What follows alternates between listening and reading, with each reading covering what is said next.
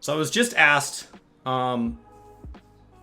why server economies work the way they do in Final Fantasy XIV. And while there are many factors in what determines things, ultimately an item's value is determined by how much people want it and how badly they want to not be the one that has to go get it. But while item accrual and all of that in games works differently, and the way progression works and what can be boosted and what can be shared and all that drives the way an economy works as a whole, the market board versus the auction house and all that, when you compare like Guild Wars to World of Warcraft to Final Fantasy, the market board, in my opinion, is the least healthy of the three. And I want to talk about why. So an economy in any industry, in anything, anywhere an economy starts to form, supply demand naturally takes effect. It doesn't have to be capitalism. Supply demand is always there. The more people want something, the more the supply is tested. The less of supply there is, the more people are willing to do to get it.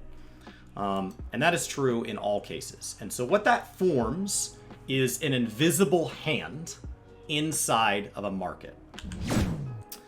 So when people want something and they're willing to do more to get it, it drives the price, cost, or amount of things they're willing to do to get it up.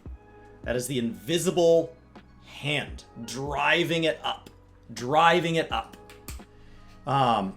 The market, when people realize that they want to provide this item, that is what drives it down. Okay? And so there's this invisible hand going up and down, and it's elastic in nature, like a rubber band. It moves, and the more tense it gets on one side, the more likely it springs back.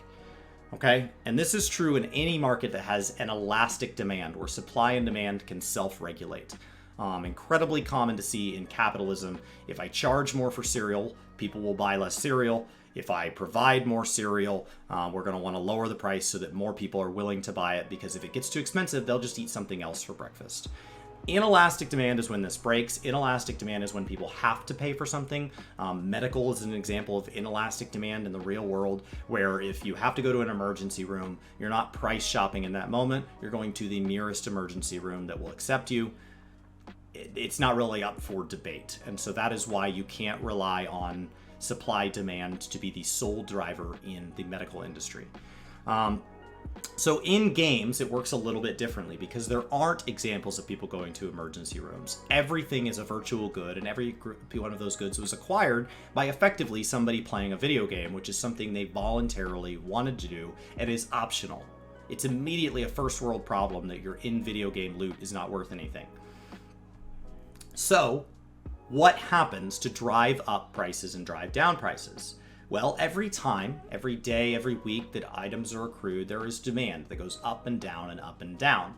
And so the prices that things are listed determines that. So when we talk about Final Fantasy, there's a couple things going on the market board that break the Final Fantasy economy. The first of those is actually done right when we list our items. Right when I go to list an item, and I go to list, and I want to list, let's say, some of this materia, it defaults to the vendor price. So there is a subsidized rate where I can literally, if I want to, I can go over here and I can, right from this screen, have vendor it to the item, and it will give me my 18,000 gil right there at the vendor price. Now, if I realize that was a mistake, which of course it was, I can go buy that back. So there is no reason to ever list at or below vendor price, because I could get that price right now, and if I list this on there, I will be charged 5% for the privilege of waiting an arbitrary amount of time for somebody to purchase this for an amount of money that I could get right now. But in some markets, it will go at or even below vendor price. Now, that's not going to happen in Gathering Materia in most cases. So right here, we see this. So what happens? Well, first of all, if there's an item that there is none listed of, there is no way for the market to communicate that demand. And so when I look at this interface, I have no idea what people want that they cannot get. I have no ability to gauge that. And so if I, for example, want to go provide a weapon, I can come in here and I can see what things people have been buying a lot of, but I cannot see Do people actually want this item even though there's 0 listed? I press history. One was bought December 11th was the last time one was bought. So do I go try to get these? Do I go... So there is nothing there beyond the heart system applying demand. And while you can filter by this, it is not the same as what the Guild Wars system offers, where I can put a buy order up. And what a buy order up it allows for is way beyond what happens with gearing, especially when you talk about things like meals. When you talk about meals, imagine if I could filter these in the first place. God, the UI is bad. Where I could filter these to say, I want to look for food that helps me with crafting. You just have to know that chili crab helps you with crafting. You just have to know that. You just have to know that smoked chicken is a tank stat. You just have to know that. Well, what if I don't want to pay 2,000, but I would pay 1,500 for high quality? Well, right now, somebody just has to guess that. So a buy order system is the first thing that this is lacking, which would allow me to say, I will pay 1,500 gil for smoked chicken, and I want 50 of them right now. But screw that. That's just convenience for convenience sake. What if I just don't want to buy 99 of these? The way the market board works here is that the market board system here acts as if each item is a unique individual moment like eBay. That you are buying one item that is physically in the world, when in reality, these smoked chickens are identical to these smoked chickens, which are identical to the smoked chickens in my inventory, which could have been months old. They're identical. Okay? They're identical. And so the fact that I cannot buy a part of this stack and have to buy Juicy Girl's entire stack is a relic of the fact that this was modeled as if this listing is somehow unique compared to this listing. And it's not. So a commodity board, which is both World of Warcraft's and Guild Wars' solution, would allow me to buy 50 of these, or would allow me to buy 150 of these. And if I bought 100, if I wanted to buy 75 at normal quality, it would say, well, if you want to buy 75 at normal quality, you're going to pay for the first 69 at 1,300, and you're going to pay for the remaining 6 at 2,040. Is that okay? Yes. So moving to a commodity board that allows me to place buy orders and sell orders. These are sell orders. Buy orders would be a request saying, hey, if you'll list it at 1,000, I'll put my 1,000 down now as a bounty. And when you place the chicken in, the chicken will immediately be mailed to my inventory, and you will immediately receive your money. Immediately. I put the money down. I'm ready to go. Would already improve this. But back to the invisible hand going up and down, there's also something else that happens here. In World of Warcraft, your auctions expire. In Final Fantasy, they don't. As long as you're checking in with your retainer all the time, there is no deposit for putting things onto a retainer. It costs me nothing to pollute the market board. I can literally list this for 9999999, and it doesn't matter. And I can just say, hey, does anybody want to buy this stack of materia for 10 million gil? I could just clog it. There's no penalty, and I can leave it up there for all of time. And by not doing it, actually does a disservice to the seller, and I will show you an example. The service to the disseller is in seafood, for example. Seafood is something that is provided by fishing, and not every fish in the game has a use. And so as we scroll through all 1,140 unique fish in this game, give or take, we get to the Shadowbringers fish. And you will know that they are fancy Shadowbringers fish because they will be green. And so when you catch a green fish, you go, oh my god, I've been catching fish for years and they've never been green. They must be special, because when gear is special, that means it's important. And so when I go see these, I catch one of these and I'm super, super excited. So I go in here and I press history, and this was last bought a few days ago for 20,000 gil. I don't know why. Before that, it was last bought in December, right? And then August, July, June, May of last year, December of the year before. And the way this history tracks is this tracks the most recent 20 transactions, and it can't even fill the log because this fish doesn't have a use. And yet when you sell it, it's just sitting up there, and it's clogging one of your limited retainer slots.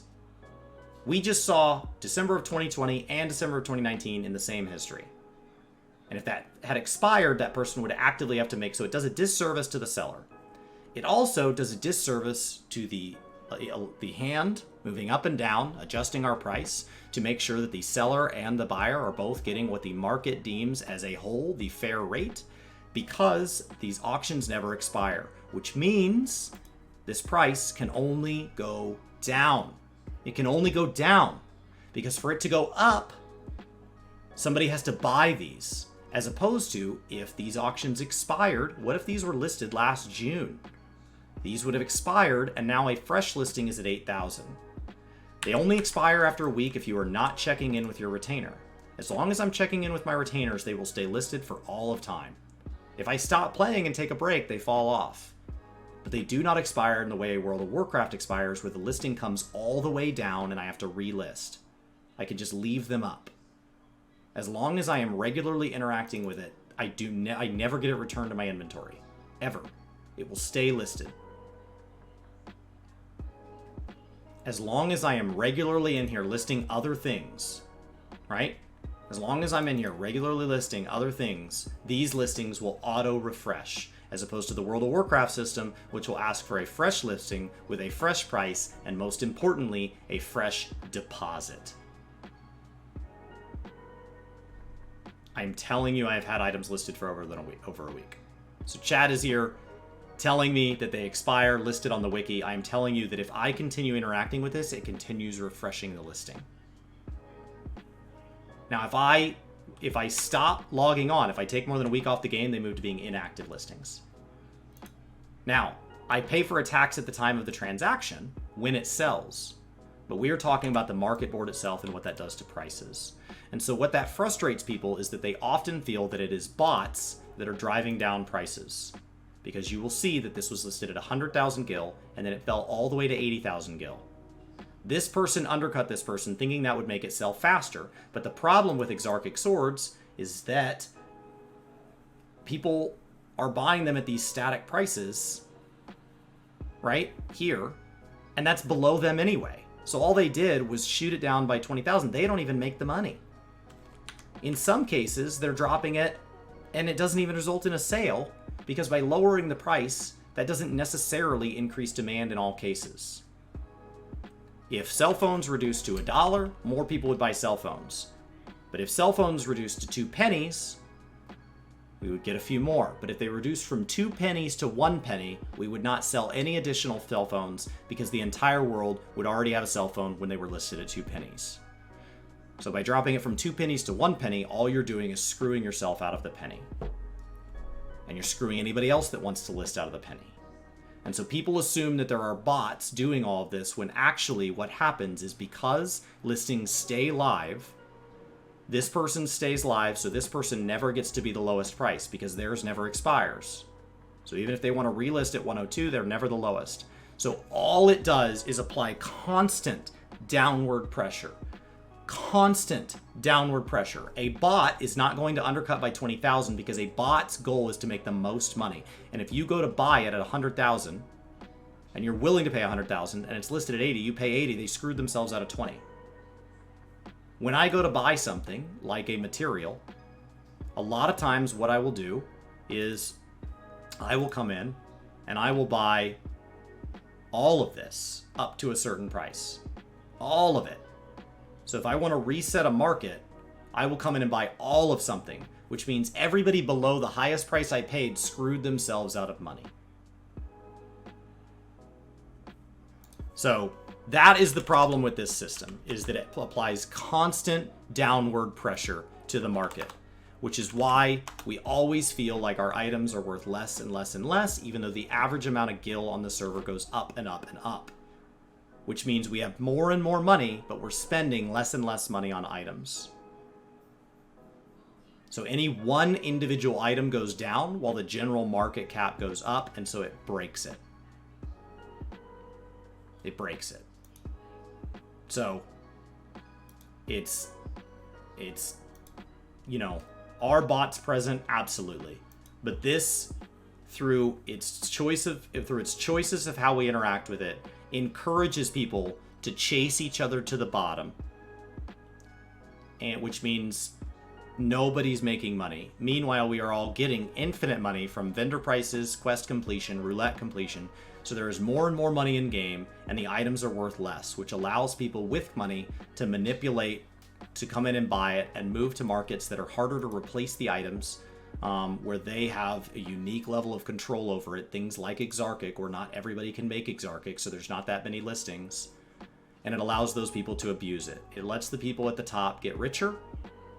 It punishes the people who find base items like dungeon items because they punish each other, and it continually drives prices down while continually driving inflation up because it encourages vendor prices rather than players establishing a market where they sell to each other.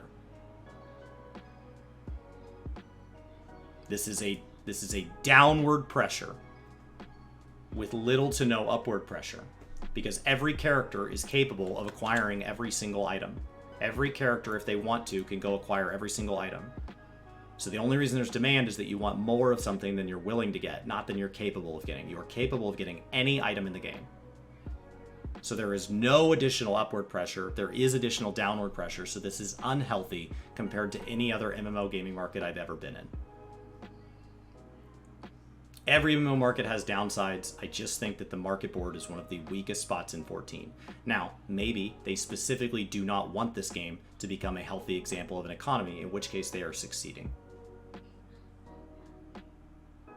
But if their goal is to create a healthy market with a naturally balanced upward and downward pressure on each and every item ID present, they have created a poor way of interacting with it. They have created a poor set of systems, and they have created a player base that always feels like they don't have enough gil, when in reality, they actually don't have enough use for gil.